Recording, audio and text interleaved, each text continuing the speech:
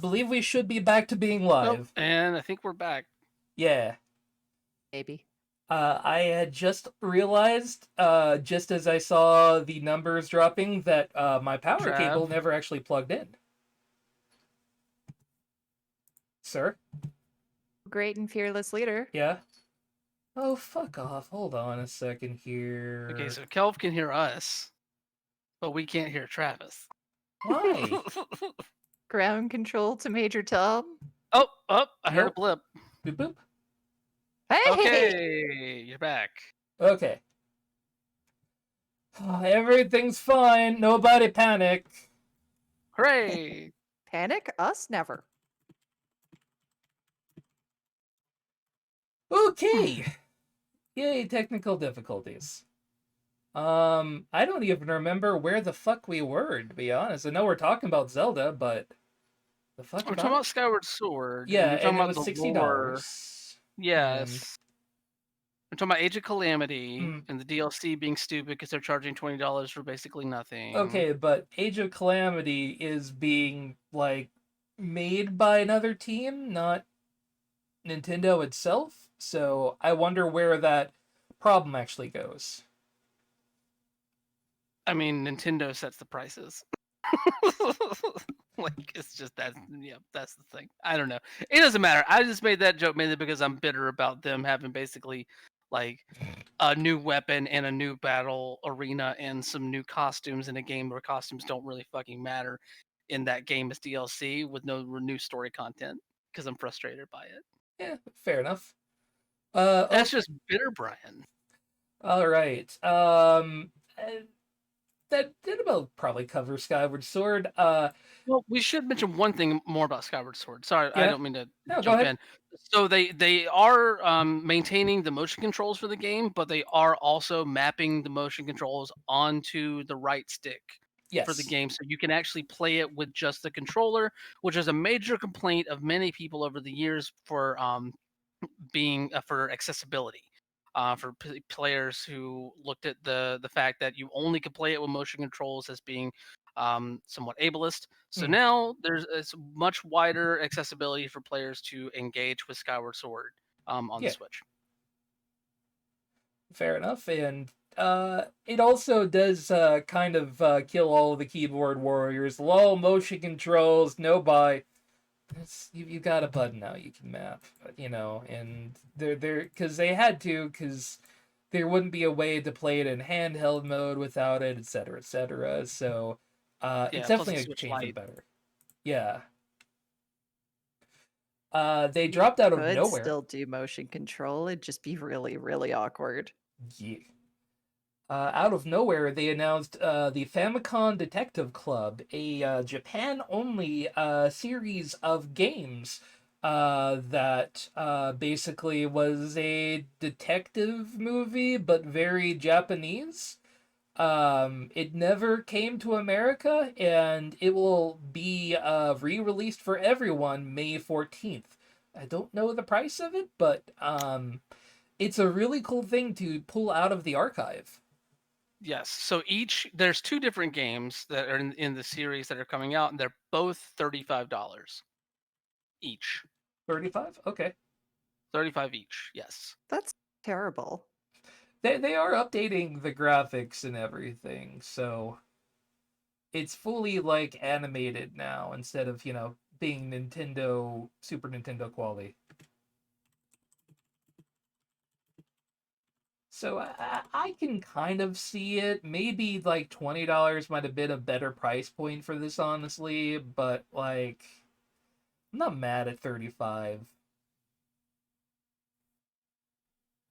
I don't know, could have done better. One of the highlights that a lot of people have talked about, oddly enough, from the Direct was Mario Golf. You might be like, why are we worried about Mario Golf? There is a lot of interesting things coming into this, including speed golf, which I had to inform several people is actually a thing that exists outside of this Mario game. Speed golf is real. People do it. You actually have whole tournaments. They're called scrambles. Yeah. Yeah, you run didn't used to work at a around golf course. No. as Mario characters, and you can get power-ups to make both how you run to get to your ball and how you hit your ball different. That's a cool-ass concept. Yes, I am here for any new Mario Golf game. We haven't had a main console Mario Golf game since the GameCube. Mm. I am here for it. Holy crap, it's been that long? Oh yeah. Yeah, I mean they had one come out on the 3DS, but we haven't had like a console Mario Golf since Toadstool Tour, if I'm not mistaken. Yeah, it's God. definitely been a hot minute, and they've gone back to the soccer, well, tennis a few times at this point, but not golf. Which, first of all, I understand. Golf kind of hit its peak, as a thing back during the days of the Wii. Um, so not coming back to it, I understand that well has been fished a bit. Yeah, but I don't know. Mario Golf, I'm always here for it. Also, totally here for that Wario drip. Oh Those yeah, pants. I that need those that belt pants. buckle is epic. Yo. Legend of Mana, Square Enix 2D PlayStation 1 JRPG. I love that I actually know what that string of fucking letters that Aeron dropped on us. It's a old school PlayStation JRPG. I believe it's coming out for like 30 or $40 with some new rendering and whatnot. Yeah, it's completely remastered. I'm not sure about the price though. That'll be June 24th. I have heard nothing but amazing things about Legend of Mana. It's something that's been requested for a long time, so it's a good thing to see. There's also a new trailer from Monster Hunter Rise. That was pretty cool. It's more Monster Hunter. What's up? Stubbs a zombie. Yo, this was one of my top 3 things from this fucking. I love Stubbs. I love Stubbs the Zombie. I love it. I'm so glad that it's coming back. It's more than likely not going to have the original soundtrack that it had on it, but that's fine. That game is still fun. It's short enough where it doesn't overstay its welcome, and I haven't played it since the days of the original Xbox. But it basically being pulled from all storefronts because of the soundtrack licensing issues. I'm glad that it's going to be put back out somewhere, and I don't think that they're actually remastering. I think it is just still the original game that came out on the original Xbox. Yeah, I don't think there's enough love for Stubbs to really make it a full remaster game. Which is a shame, but I get it. It's still a shame, though. I don't know. I'm excited to play Stubbs again, so that might just be me. I can see it's definitely a Brian looking game. It has that weird cheesy energy and a strong it's like a AA sort of vibe. Like it's very strong in its presentation. Oh, totally. This is definitely like one of those like 2002 THQ release energy things going on. As well, during their Nintendo Direct, Rush Limbaugh died. So, that's good news for everyone, right? Hooray! I love you, Enron. Never change. It has inexplicably been Mario's 35th anniversary for many years now, and there's now a bunch of Mario items coming to Animal Crossing come February 25th. The year of Mario got extended due to COVID, so it just keeps being the year of Mario. Which is a bummer because like this year is actually the 35th year of Legend of Zelda. Where are they going to get their year of love? Damn it! We get, you know what? You get all this like Mario 35 and all the Bowser's Fury, and for the 35th year of Link of Legend of Zelda, what do we get? Skyward Sword. There may be more there later in the year. My fingers are crossed. I really want like a holiday sale of Breath of the Wild 2. But I'm not going to be mad if I don't see it either. But it'd be really cool. Wind Waker or Riot. Yeah, what happened to moving those Wii U ports to the Switch as well? Like, those were loved. I mean, maybe they have something up their sleeve that we don't know about yet. Maybe. EA announced a few items. Apex Legends coming to Switch, Plants vs. Zombies coming to Switch, Dodgeball game coming this year. That was a very weird presentation for that. Wasn't it? It's very much like we got the knockoff Counter-Strike guy, the knockoff orc from Warcraft, like all these knockoff characters, and then they're all just playing a sort of like bland to okay dodgeball thing together. I don't know. It's weird. It had the sort of vibes of like if you had a presentation due for school tomorrow and you had just forgotten about it until the night before and you stayed up all night like with a cup of coffee and just, dropping in whatever ideas you could to get something that might pass together. It's all there, sure, but it doesn't feel like there was a lot of love put behind it. It's EA. Do you expect love? Oh. You're not wrong. Which honestly, I'm excited that Apex is coming, but I'm very curious to see how that runs on Switch hardware. The very obviously will be renamed. You didn't have to tell us in the title card that this is a temporary name. Project Triangle Strategy, which is basically if Octopath Traveler, but also Final Fantasy Tactics at the same time. This was one of my other top threes for the presentation. Over the past probably decade or so, I've been steadily getting more and more into tactical RPGs, especially the JRPG sort of style ones, and I am suckered in by this right now. I hope they do not change the name. I hope it stays Project Triangle Strategy because I am a dunce. Are you hoping they pull a Sam Jackson and no, I'm staying on this project only if you keep this name? Oh God, I hope so. I just wanted to be Project Triangle. I just love the two words Project Triangle together. It just works masterfully for me.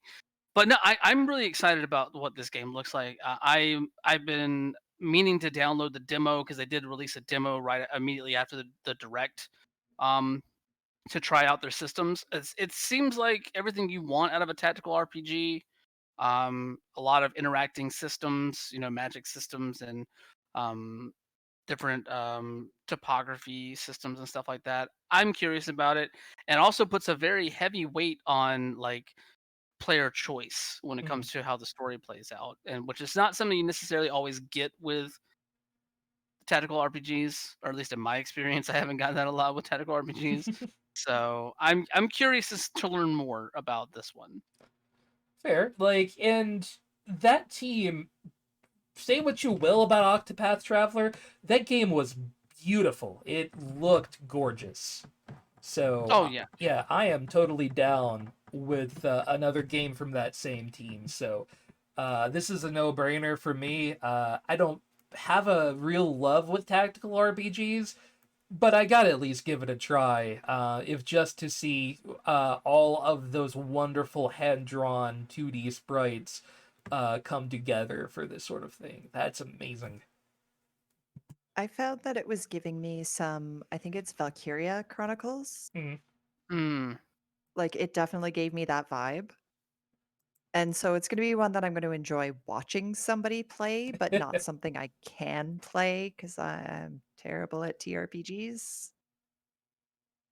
Oh, I accidentally skipped over. Metopia comes out, so expect Lady Goggles to be really happy. I don't know.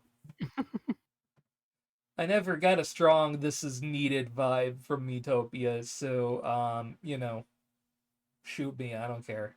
That's just my feeling on it. So this is Animal Crossing, but with a me, right? Yeah, pretty much. Okay. Fall Guys lands on console this summer. Cool. I might have to buy Fall Guys again. If there was a game that was made for the Switch, I would say it was Fall Guys. Oh, absolutely. It is that awkward, clunky little boy that could. My one question really is how well is Nintendo's network infrastructure going to handle Fall Guys? Oh no, I didn't even think of that. Yeah, it's the same thing I worry about with Apex. Although we'll say playing Fortnite on the Switch, it holds up. Mm. So I don't know. But hey, And I Maybe. maybe mean, if more games keep coming out on Nintendo Online, maybe they'll actually put half an ass into their infrastructure. like Warframe survives on the Switch, and it is notorious for being very demanding of your bandwidth. Mm, Hmm. fair enough. Let's see. Fall Guys: The Outer Wilds is moving to the Switch. That game's fun. I hate that they basically spoiled so many things that you learn in that game in the presentation of that game on this direct. You dunces. I think they assume if you're watching a direct directly, like you probably have played a game that's been out for a year or so. I know it's just still frustrating because that's one of the most like interesting things about that game is just learning about exactly what is going on and what you're doing and the world around you. I Gotcha. don't know. No More Heroes 3 finally got a release date. And yeah, I'm here for it. I love me some No More Heroes. Fucking Travis touchdown all day, every day. Not a whole lot really new with that, just it exists. DC Yep. August Superhero 27th. Girls. Yeah, August 27th. DC Superhero Girls is arriving Switch June 4th. You get to be a superhero and also go to school. Hmm. Yeah, I mean it's a fun little thing based off of that animated series that they've been doing for a while now. So it's fun. Yeah, looks cute. Neon White, first person action game coming this winter. I want So it. yes, this one is very interesting to me because Ben Esposito is working on this. Of course, we probably best know Ben Esposito for the person who created Donut County. Oh, Yes, so the Donut County guy is working on this first person action shoot like sort of shooter sort of thing where you're killing demons in heaven.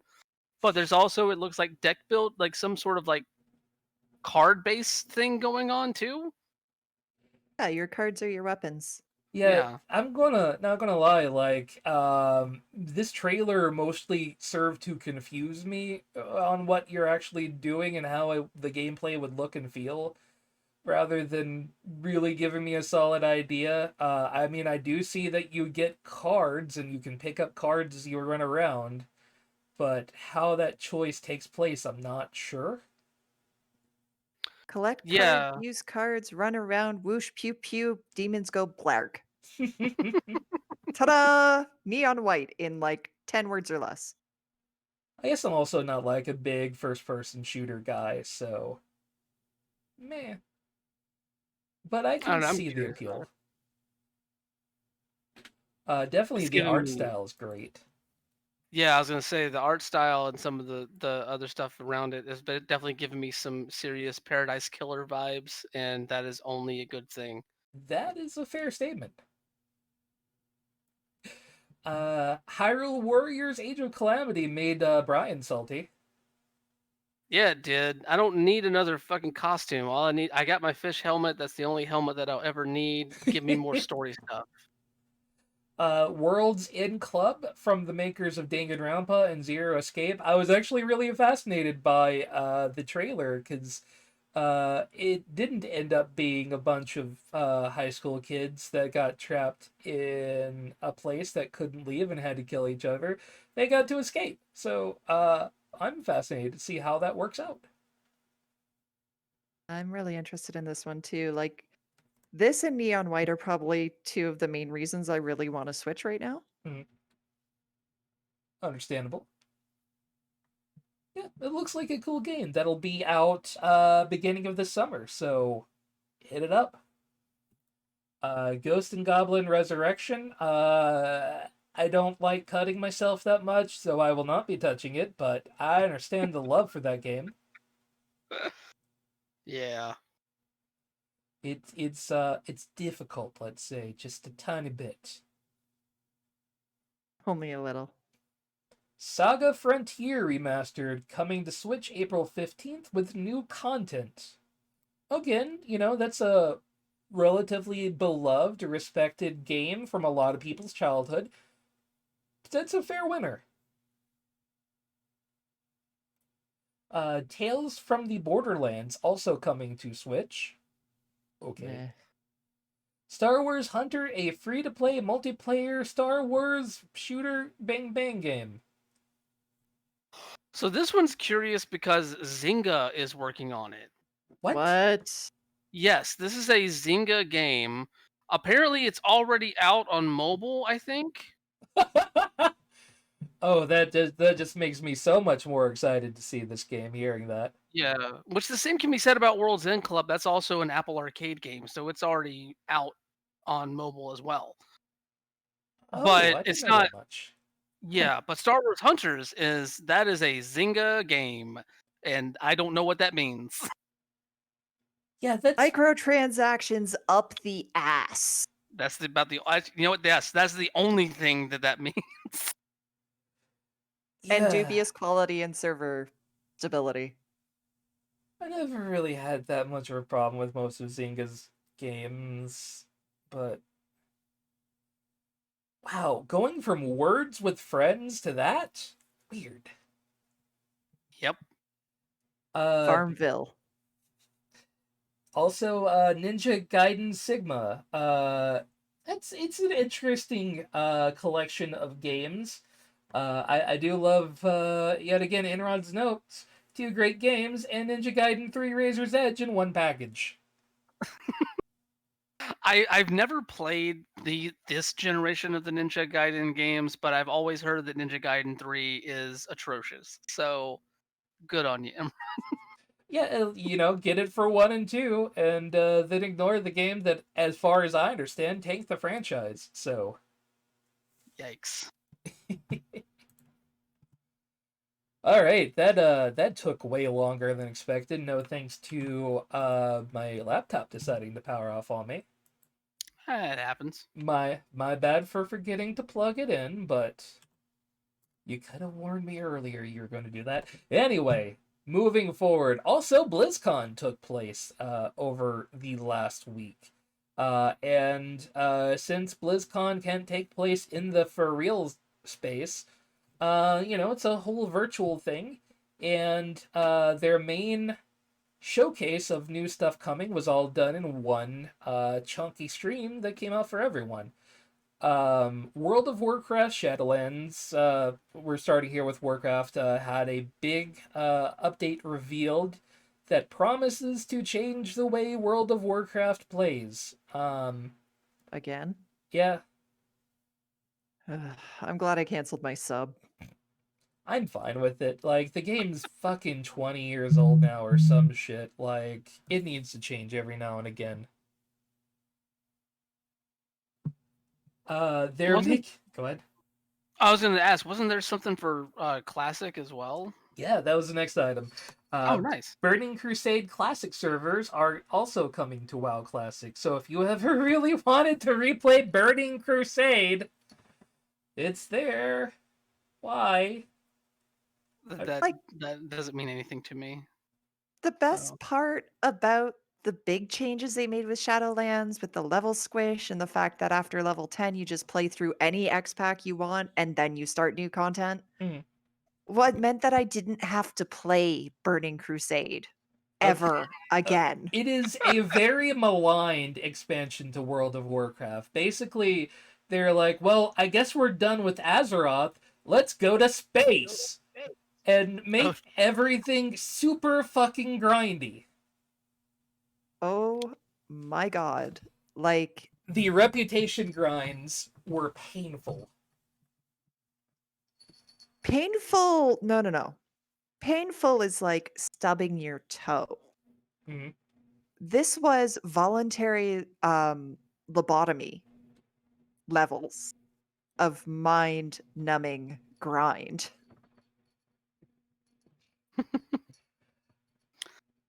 What if Says I the girl told who played through it 8 times. What if I told you that they're making the raid bosses harder? That fucking baffles my goddamn mind because you had to fucking farm for weeks before you could even go to some of these raid bosses. Why? They literally squished it for a reason because nobody was seeing their new content. Not to mention, I don't know how they could possibly make the biggest, baddest raid boss ever any harder than it already is. Because the elevator boss in Serpent Shrine Cavern, known for wiping nearly 100% of raids at least once per session, cannot be improved upon. Look, you're asking video game players to sit and wait for a minute. That's terrible. You can't do that. Well, even sitting and waiting, you would be like mid stride onto that elevator and the thing would plummet Whoosh. and you would follow it. Oh, that elevator fucking zoomed. Holy shit. Right? You couldn't time it. You'd be like, yeah, I have 0.2 seconds to get onto this thing. Mid stride, gone. Whether or not they're making Wrath of the Lich King servers, who knows? I imagine it is something they'll eventually do because it is the most beloved expansion ever. Literally, they fixed everything in that, and um, I don't think the game has gotten bad since then. I know a lot of people will say that, oh, Warcraft got so much worse after Wrath. It did. It was a cool ass expansion, but it's not the end all be all of Warcraft timing goodness. Well, like, Wrath was the last X pack where you were the badass. Right. Every expansion after that relied on borrowed power that you then had to level up and I don't grind see and why you grind and hate grind. borrowed power so much. It really does just level up with you as you go. Because I play these games so I can feel badass. Not so that way somebody goes, "Oh, look, here's a magical trinket that's going to." You won't be a badass. No, no, no. You're just going to be a normal person without this little trinket. Look, if No, no. Let me Arthas be was the badass. excited enough for a sword that he gave up his entire soul, I think I can put up with using a sword that maybe somebody else used before me. What if? Diablo 4 is in works. We have no idea when it'll come. Definitely not this year, but at some point. But what is coming this year is the Diablo 2 remake. Coming to us. I understanding some of the people that worked on Tony Hawk Pro Skater are also working on that. At least the rumor mill says so.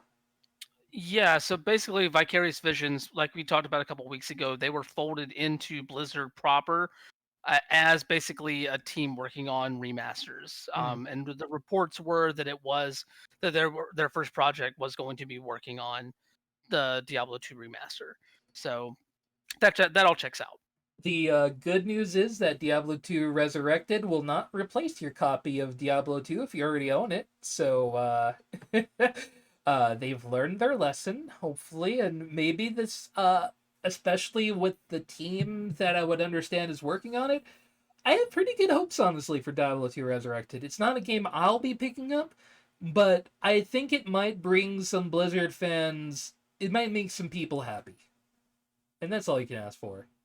Oh, and the fact that, yeah, with not replacing your OG copy Mm. is great. They also learned their lesson with the upresed graphics because you can play the OG graphics or you can play the new version.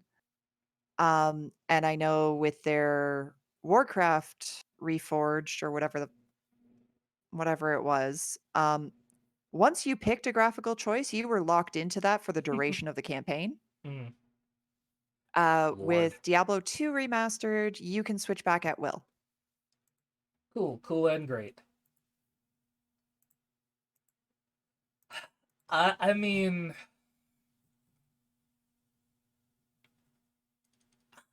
how best to put this? Like, I don't feel like Blizzard fans are ever really happy with what they get ever. I've never met a Blizzard fan that after playing a thing through seemed actually happy with their decision and then they buy another Blizzard thing. Yeah, that checks out. Hearthstone's is getting a new mode, basically a roguelike called Mercenaries. And of course, new expansions for you to spend your money on. Cool. Yeah, More cards. I more liked it fake when it pieces of was cardboard. I really liked Hearthstone at the beginning when, it wasn't all microtransactions, Mhm. Mm-hmm. When you could actually but keep up with the game despite being like a casual or new player. yeah, that's it exactly. Like I played beta for Hearthstone and then played it fairly heavily for a year. I walked away for 6 months, came back, and I haven't really touched it since because I can't catch up unless I dump a month's worth of rent money into it. Yeah, fuck that. Overwatch 2 will happen eventually. I don't even Oh feel like we gotta man. talk about that. There was a whole lot of stuff about Overwatch 2, though. And I will admit, out of the three of us, I'm probably the only one that even cares the slightest. Yeah. But they are doing a lot of tweaking and revamping and reworking stuff from the original Overwatch for Overwatch 2. At least in vagaries being said Mhm. around some stuff. They did detail a new hero, Sojourn, who has a railgun that looks dope. Um, but they're also like looking at, like the article says here, reconsidering the role of tanks Mhm. as a whole, adding possibly like hero passive abilities that can help like branch across some of the different types of heroes. There's also like they detailed a lot of the some of the single player stuff in the game. There's like they have like fully animated intros that in for the story mode in the game that are going to be seamlessly implemented into gameplay itself. um a lot of no mention of the push mode that they talked about at the last BlizzCon 2 years ago. um and they've redone some of the designs on the heroes to add more detail to some of their stuff, which is in some ways like made a lot of heroes look cooler. Some ways it brought up some questions about some the looks of some heroes going forward. And then they also were talking about and this was a really interesting thing for me. Jeff Kaplan, the lead designer on the game, the director of Overwatch, basically said that they're no longer going to be doing two control point maps in the game for Overwatch 2. Which is like it's just interesting to hear a team just completely like X out one of the game modes completely from a game going to the next one, because apparently like competitive players just fucking hate two control point maps. So which I mean they're not the most fun, but I still like playing them. But it's whatever. Like they're working in some other stuff. They've got some new maps coming. I think they have a New York City map that they debuted during the presentation as well. There's a lot more stuff that goes deep into the minutia of the game itself, and I'll stop here because if I don't, we only have like 50 minutes left in the show. But there's a lot more underneath the surface with Overwatch 2 that they detailed in this. I would say even almost more than the Diablo stuff, really. So there's a lot to dig into. And also, this game is not coming out this year, No. obviously. I would I be only amazed if it comes out next year. Yeah. I only have 2 questions Hmm. about any of the Overwatch 2 updates. So Sojourn, that's our Canadian hero, right? Yes, I believe so. And we're still getting our Toronto map? Yes, I believe so. I don't remember any specific mention of the Toronto map, but it was not unveiled this time around. I know they did talk about the Toronto map 2 years ago. I think that's whenever they were talking about the push mode. Mm, But yeah, I'm they probably are still working on it, but I don't remember any explicit confirmation about the Toronto map. Okay, but so I would assume that it's still going to happen. I think they're trying to build out maps for every city that hosts an Overwatch League team, just because there needs to be Overwatch League synergy there. So yeah.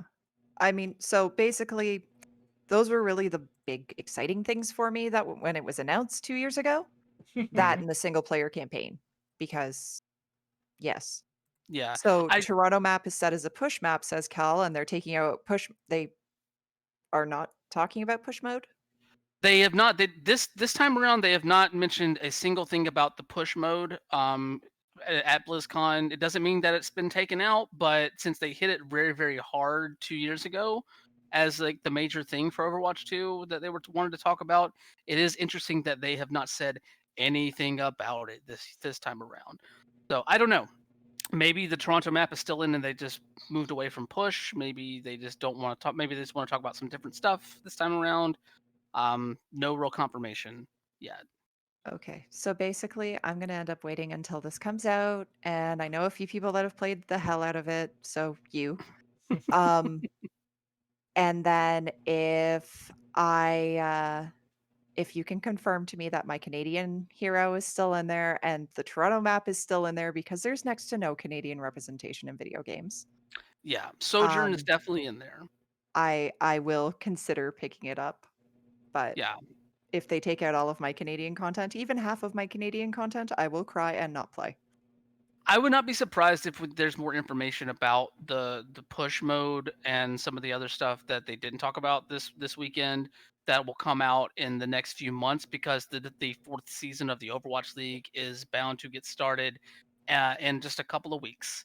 And so once that gets underway, they tend to like to hold some announcements towards the middle and end of the season. Hmm. So I wouldn't be surprised if we hear more about this before the end of the year.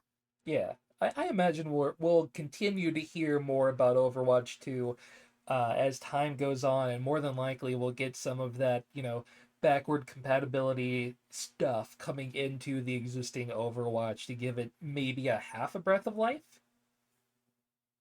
We'll see. I mean, the original game still has plenty of life in it. It's just a matter of all the different things this Overwatch 2 is shaping up to be even more of a thing, like a feat, than I think a lot of people thought whenever it was initially announced Mm. a couple of years ago.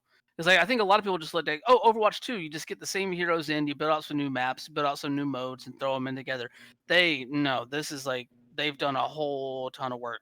Like it is, they do not taking the easy road on this. So That's honestly good to hear. yeah, they're I taking some swings. admittedly glazed over during that part of the presentation, but I'm glad that it meant something to somebody who knows the shit about Overwatch. I mean, it's really the only Blizzard game that I interact with. Like Overwatch is really the only Blizzard game that I play, because I've never been a Warcraft guy. Hmm. I never really played StarCraft because I just never was a huge RTS guy. And if there was an RTS game, it was probably going to be StarCraft for me.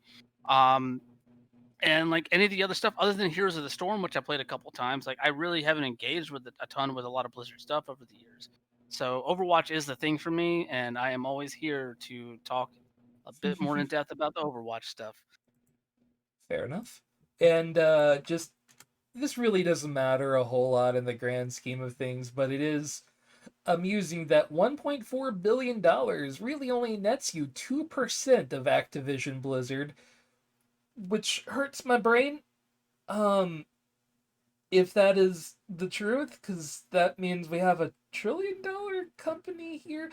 But yeah, Saudi Arabia, who has their own problems, but I doubt we'll really have much say in what happens in the upcoming Activision Blizzard game, even with the 2% purchase.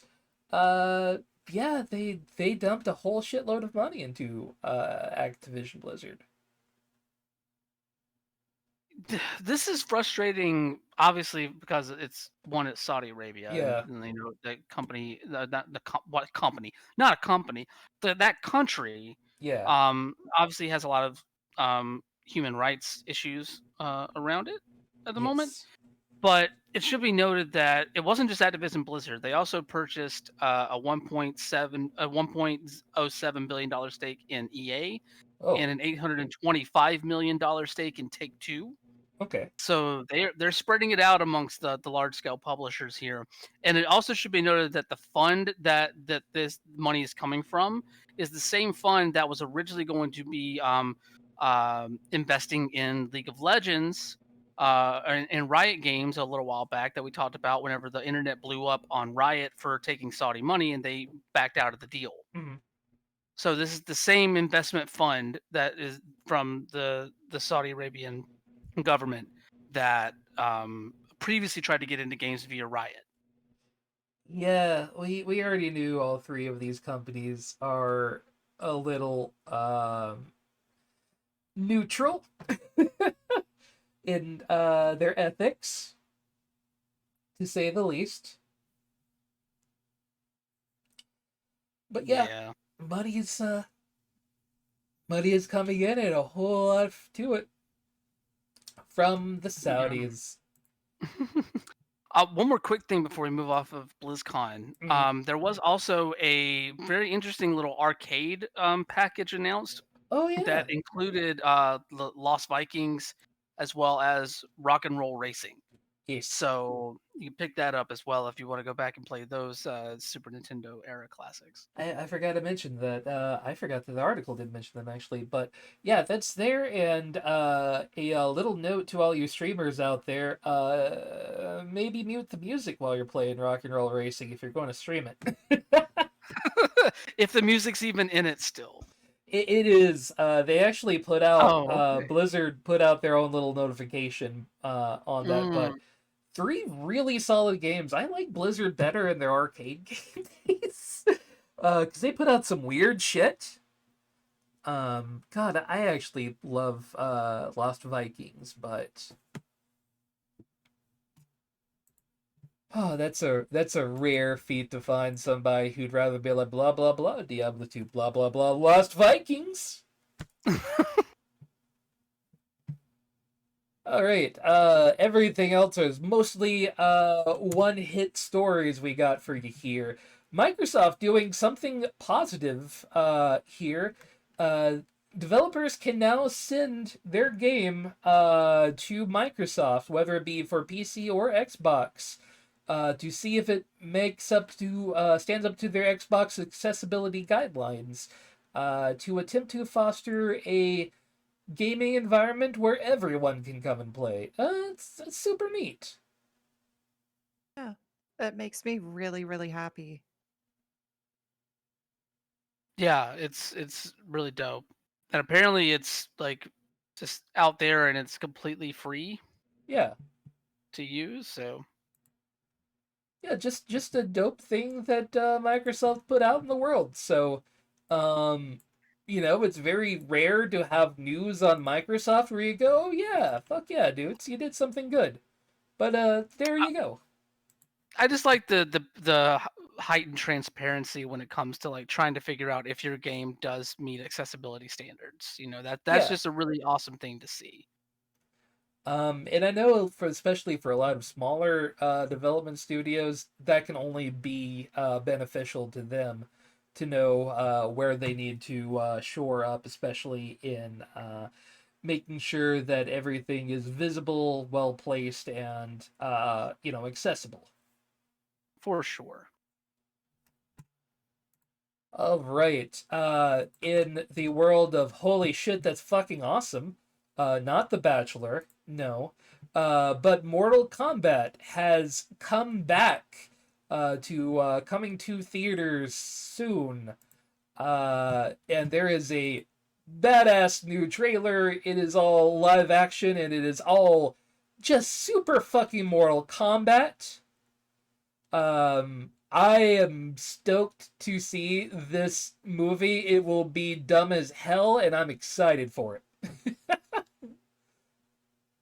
Yeah, the trailer's legit. I'm into it. I'm also happy that this is going to be, like all the WB films for this year is going to be released on HBO Max the same day as theaters. Yes. So you don't have to actually go out into the COVID to see Sub-Zero fuck shit up. Unless you're Canadian. Unless you're Canadian. At that point, triple mask and go watch Sub-Zero fuck shit up. Or get yourself one of those, NordVPN. Sign up for a free trial. I don't If even you know if they want do to free sponsor trial. us, by the way, we are more than acceptable. Please give us your monies so we can expand the Mr. Video games. But yes, um, this is here. Ad reels, it's fine. I do have one question Yeah. though. I know a lot of people on the internet got upset because no Johnny Cage. Where does the rest of the panel stand on no Johnny Cage? I'm Well, afraid to answer this because I'm afraid of getting yelled at. No one will yell. I'm just curious to see where everybody. Oh well, Coop weighed in. All right. um, I'm honestly happy. I'm not too much worried about no Johnny Cage, but I am with Jezebel. Where the fuck is my Chun Li? I feel like Yo, we really deserve to see Chun Li really come forward and do something. And the fact that she is missing in this world-spanning street fight is just unacceptable. she wants to do a Mortal Kombat. She should be in the Mortal Kombat. Uh-huh. I love Jezebel. This article, I love how much it doubles down, but like people couldn't tell that there was satire in this, especially like dropping in, what Sonya Blade actually does, and actually called Chun Li a street fighter. Like, I will admit, my brain is a little mush today. Mm. And with the whole no Chun Li in Mortal Kombat, I'm like, wait, was she actually in Mortal Kombat? I understand Yes. that feeling completely. I once, for reasons beyond me, my brain called Sub Zero Ryu at some point, and it was like, what? Where did you pull that fucking out from? That's not no. That's not how this works at all.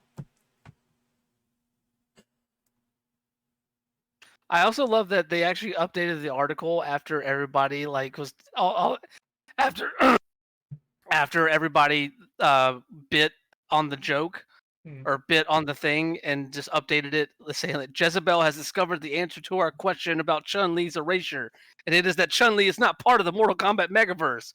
Wow. Yeah, as far as I can tell, it's just him being like, yeah, okay, fuck your Johnny Cage. How about we talk about something real? I love whenever a journalistic outlet just gets a chance to fuck with the internet for a good 24 hours, and they definitely chef's kiss. Putting that out at Beautiful. 420, also a good job. There you go. I will say though, I would love to see at the end of the Mortal Kombat movie, Johnny Cage shout and cut, and everybody walks off and grabs some coffee. That would be awesome. Just saying, giving you some ideas there, WB. Not that you don't need them, but tossing it out. Hey, so while we're wandering into dipping our toes into the pinker side of the internet, um Pink News dropping this story, and there's a lot of other outlets that also covered this. The tweeters have been a buzz. The lead designer on the new Harry Potter game is kind of a dick. Is real big on the whole Gamergate and anti Anita Sarkeesian. Not all the way towards being like a white supremacist or anything along those lines. Just kind of a dick. I don't know any development circles that don't have a dick like this guy in there, but Well, I honestly feel like Troy Levitt's stuff goes beyond just being a dick. hmm. Whenever you are making YouTube videos and running a YouTube channel that has fed into a lot of the Gamergate talking points, in a way, all you're doing is perpetuating that movement and perpetuating the ideas of that movement. So especially if you're already working within video games and you're running that sort of thing. And I will be frank, I am not sure if him running the YouTube channel and him working in games overlapped, but I believe it did. And I don't know, like it's just one of those things that just feels super gross. The fact that this movement that like denigrated so many marginalized communities and so many people within them. Um, it's just, I don't know. For me that goes beyond just being a dick. And honestly, those kind of people, like I let's put it this way, like knowing that history around him, and the fact that he fed into, not just the fact that he fed into Gamergate, but that he fed into Gamergate being a part of the community, being part of the dev community during that time frame, is doubly frustrating for me. And honestly, like I'm glad that this stuff was outed. The it sort of sucks for Harry Potter fans that this game just can't catch a fucking break. But yeah, this stuff needs to be known for real.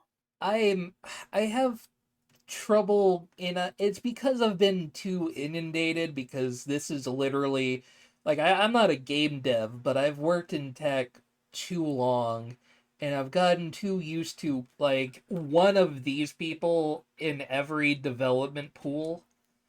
Like nobody else wants to talk to this guy, but he's kind of there making some shit. And yeah, he's a dick. He's not a good dude in any form or fashion, but this combined with the J.K. Rowling stuff is definitely enough to sour the taste buds on anybody for the upcoming Harry Potter game, and I literally don't blame them in the slightest.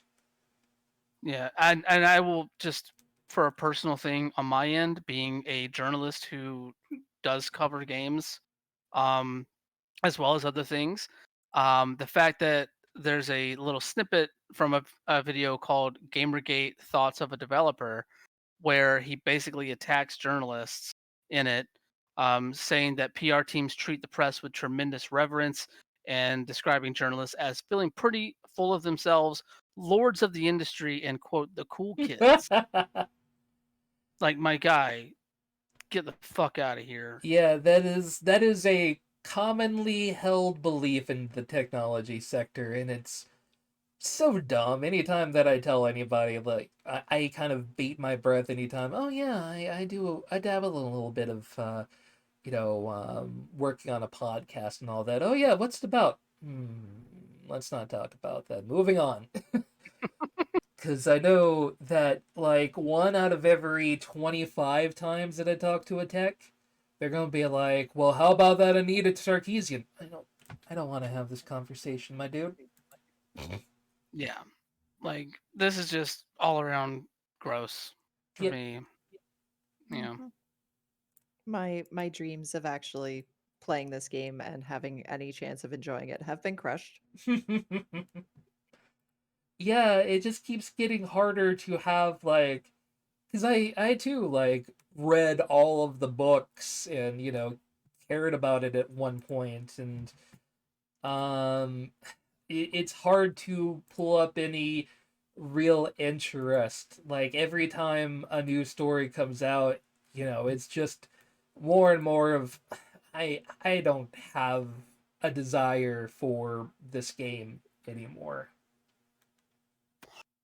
And another quick thing to note here is that apparently, according to him, Avalanche, the studio that he works for under WB, that's developing this game, according to him, is aware of his YouTube channel, Mm. or was aware of his YouTube channel, and that it didn't, quote, it didn't appear to be an issue for them. So if that's true, what does that say about Avalanche?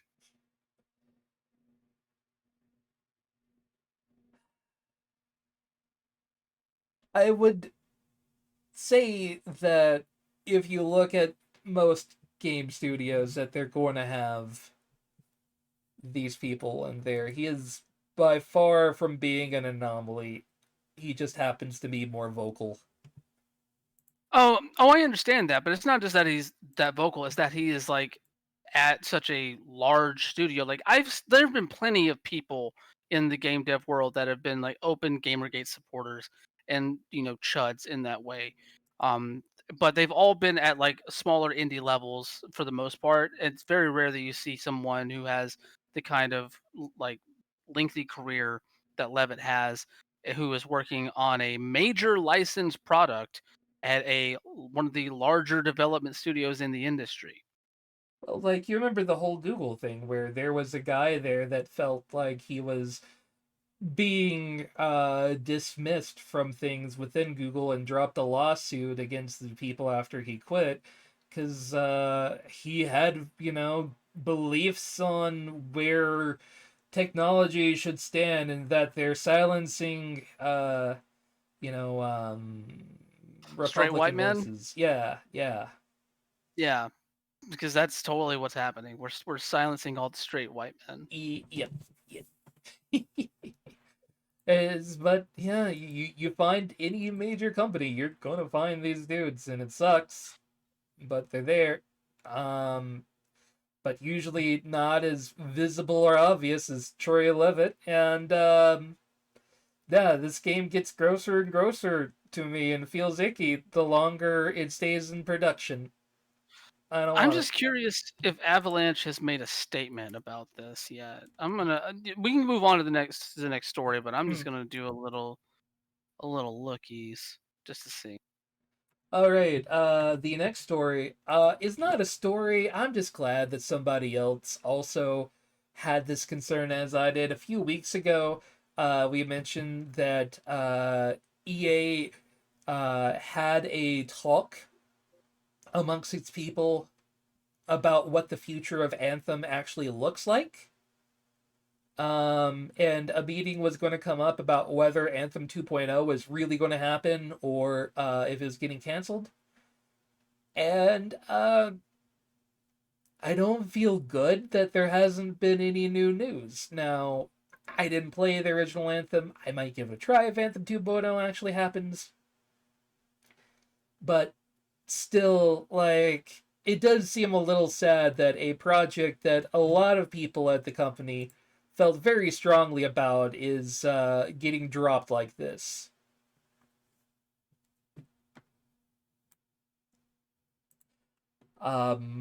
Yeah, I would just love to see Anthem 2.0 happening, but it feels less and less like it's going to happen. Yeah, I mean, it's sorry, gonna go end ahead. up getting dropped. Like it's gotta be. There's no way. Yeah, because you would think somebody would have already started talking about the new things that they're going to make otherwise. While we're on the topic of things that probably aren't happening, the rumor mill yet again, and I love talking about this every time. But hey, what if the Bloober team is working on Silent Hill? A very famous game publisher is working with them. That might be Konami. Uh, Okay, sorry, go ahead. the studio said that once they find out what it is, it'll be quite a store, and it's a horror IP, and you'll all be very surprised. So it must be Silent Hill. That's the only option it could be. So there's been a little bit of movement on this story since this original one came out. Yeah. Yeah. So yes, Bluebird, fresh off the Medium's release, has been out there saying that they are working on an existing horror IP from a very famous gaming publisher, like you said. And that Silent Hill has been the most rumored thing out there.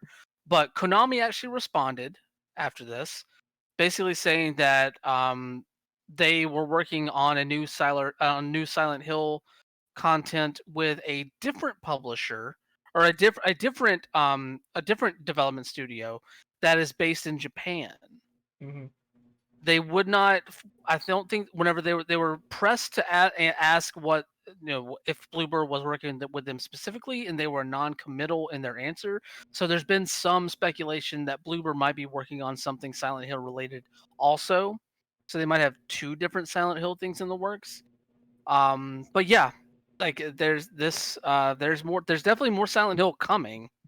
Just who knows what form it's going to take. Yeah, And also, sorry, and also they did not state what Japanese studio is working on this, so let the speculating begin.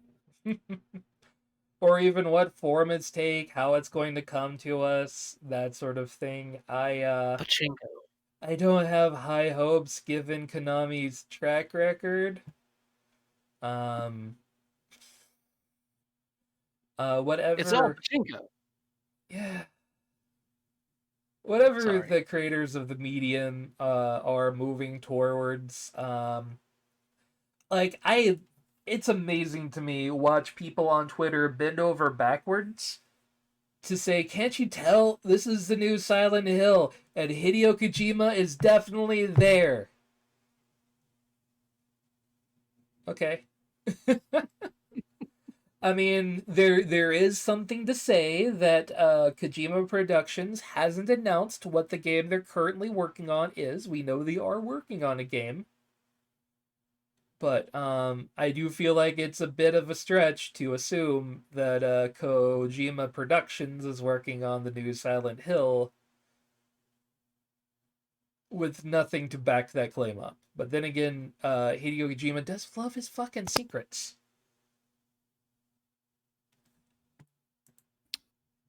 I do so adore that fucking weird ass Silent Hill community. They're so weird. Anyway, our last full story of the game, and again, not as much of a story, but thank you, Eurogamer and Christian Donlin, for covering this.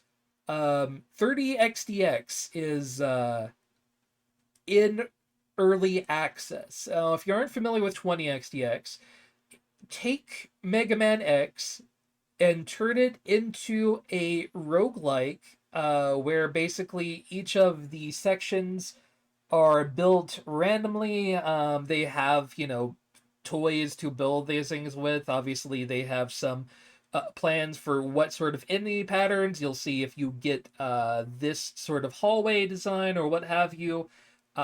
There's always a random level boss at the end of it. And all reviews of the early access for 30XDX are amazing. Uh, every single one of them has said that anything that they had a problem with 20XDX is mostly addressed here in the basic design of this game, and that there is a lot of content already here, especially for an early access game, to make you feel at home. Especially if you played the original or Mega Man X.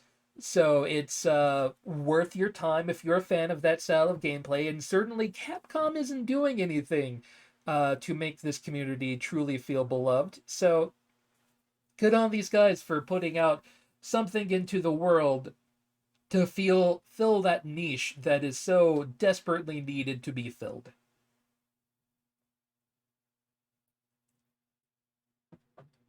I really liked 20XX, and so like I am all for a new version of that, like a new improved version of that with some different stuff in there. Like I'm stoked. I apologize. I have Homestar Runner too much in my life to call this game anything but 20XDX and 30XDX. That is not the No, official name. it's okay.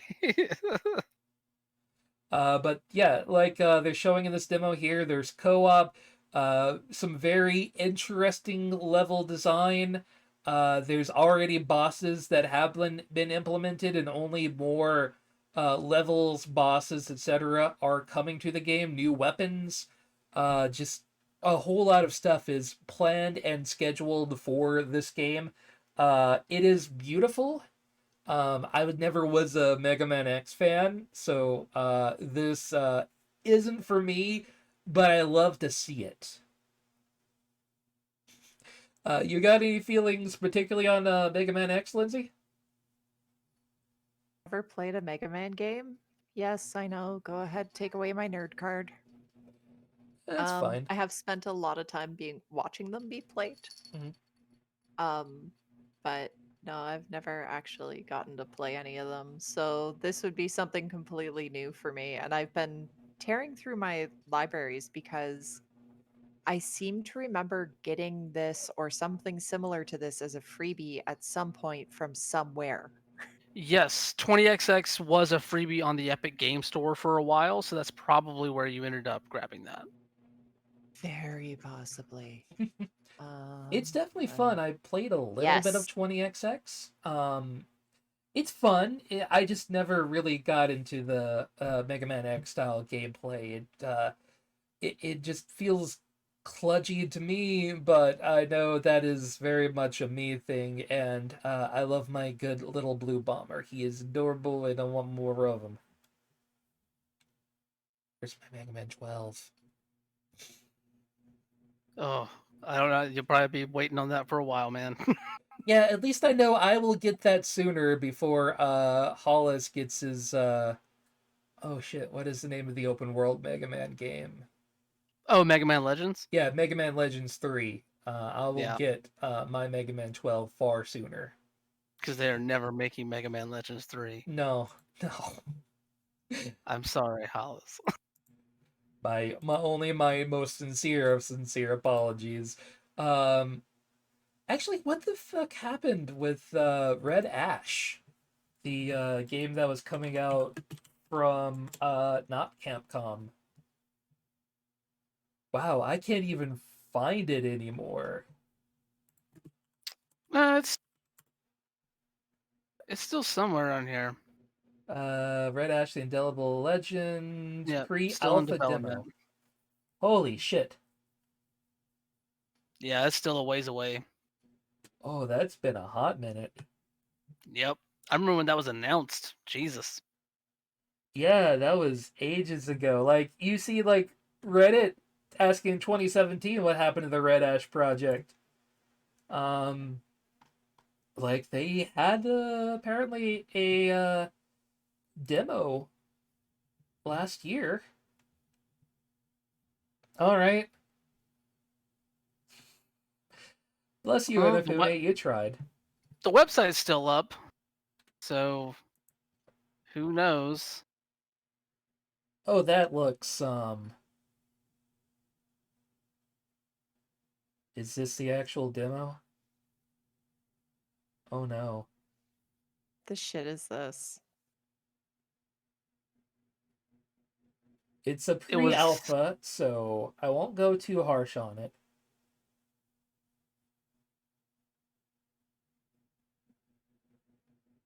Um oh my god. I don't this does not give me a strong feel.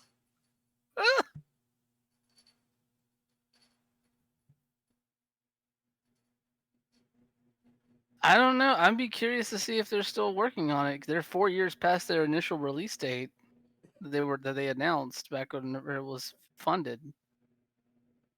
What? So Is it this really just the whole video is oh, there's the lady one.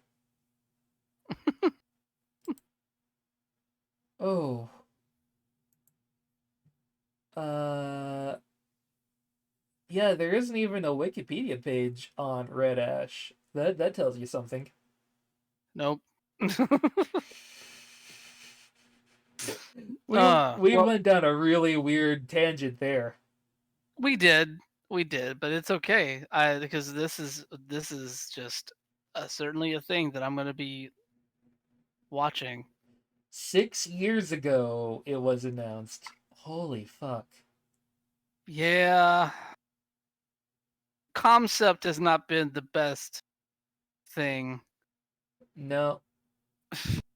You got Mighty Number 9 though.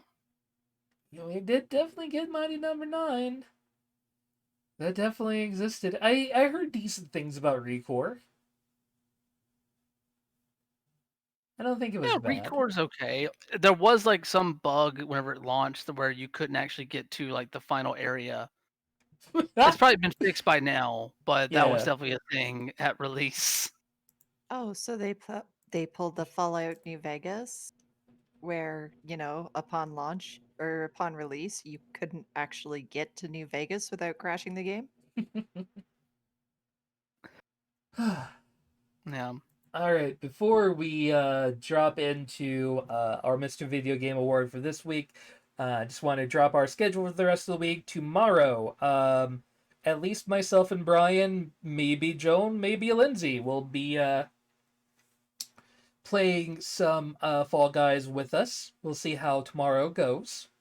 Woo! But at least you'll get me and Brian kicking some shit around. And Thursday, I'm going to try to do an art stream at 8 o'clock. We'll see how that actually goes. I am very much a beginner and I go very slow. So, I'm not expecting this to be the most action packed of all streams.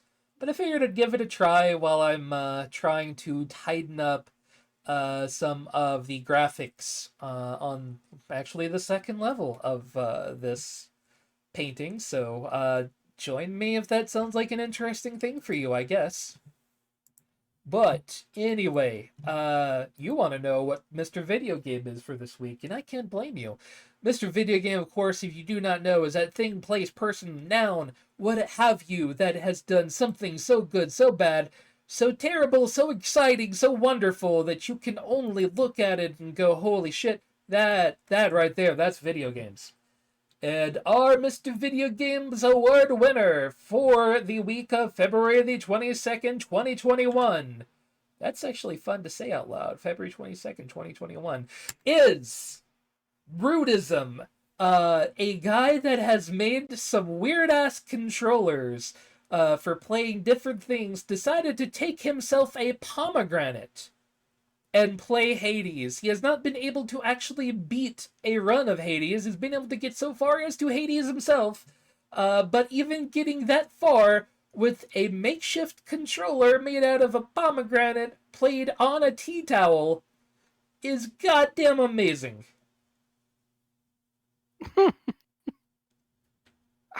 I swear, these people are just too creative for their own good. Yeah, you can see videos on Rudism's channel on him putting this together. He has also been known for the guy that made a baguette for Overwatch and jelly beans for Fall Guys, as well as other weird-ass makeshift controllers out of things that never should have been controllers. So check him out. He actually seems like an interesting chap that makes some weird bullshit. We don't deserve people like this. We really don't. I love people that do things not because it serves any meaning or purpose, but just because, hey, look what the fuck I can do. It's great. Ah. Oh, man. That do cover our Mr. Video Games, though, for February the 22nd, 2021. We are, of course, ending the stream now, but come back and see more of us later as well. If you ever want to check in on Mr. Video Games, there is a Discord, links in the doobly-doo, and of course we have the YouTube channel where every one of our videos gets archived, youtube.com/CBGB Games, and we all have Twitters that you can follow and watch us be brain dead for the week. Lady Merowyn, any final words this week? Always don't forget to love each other from a socially responsible distance. Wash your hands, wear a mask, be the change you want to see in the world, and just be cool. I'll personally be back next Sunday. We're going to play some more of the coin game because I need more arcades in my life. I miss being able to leave the apartment. Yeah, you seem to have some fun with it last week. And even Until picked my up a new internet person. ate my stream. Oh, I hate to tell you, it ate the stream from the very beginning. It was just Well, fuck. consumed the whole time. I need to work on that this week. I am just so used to watching friends stream from potatoes that I could give less of a fuck myself. So I could care. I get the gist of what's going on. But anyway, Brian, any final words this week? So I'm going to use a portion of my final words to hit 2 late-breaking stories that we did not have time to cover in this. One that is going to be very good for you, Trav, Yeah. and other people of your ilk, and one that is going to be completely to everyone in the world. So the good one for you, Analog announced today that they are making and selling more of the Pocket handhelds in 2021. My Yes, and boys. they are also going to be trying to develop tools to limit bot purchasing, so that they're trying to limit scalpers You know what I would from buying their own love, stock. what I would adore is if they actually open up so many pre-orders that like the people that dropped like $6,000 and $8,000 on the initial pre-order like look at their pre-order and decide to cancel because hey, we don't need this shit. We can just pick it up for the retail price. Well, they're also apparently going to be monitoring resale websites and canceling any pre-orders found to be listed for resale. Nice. They're really stepping up to try and take down scalpers and stuff like that with this. So yes, more pockets are coming out in 2021, so you'll still have a chance to get yours, Trav. That is Oh, fantastic. They're taking a page out of the music industry when it comes to concerts and scalpers. There was an artist, a country artist a while back, who went, yeah, so anybody who bought tickets through a broker, your ticket is invalid. Sorry. totally unrelated. Don Hertzfeldt just put out a Kickstarter for the first 3 World of Tomorrow movies, and that shit's great. Wow. Everyone needs this, so it's already backed. It literally just started, and it already has $300,000 of its $30,000 goal. Dope. So the other story that will just leave you scratching your head, um, there's another video game series that has been greenlit for a television series. Oh no. Um, Twisted Metal. What? What? Yeah, they're the writers of Deadpool and Zombieland are working on a television adaptation of Twisted Metal. Huh. The plot?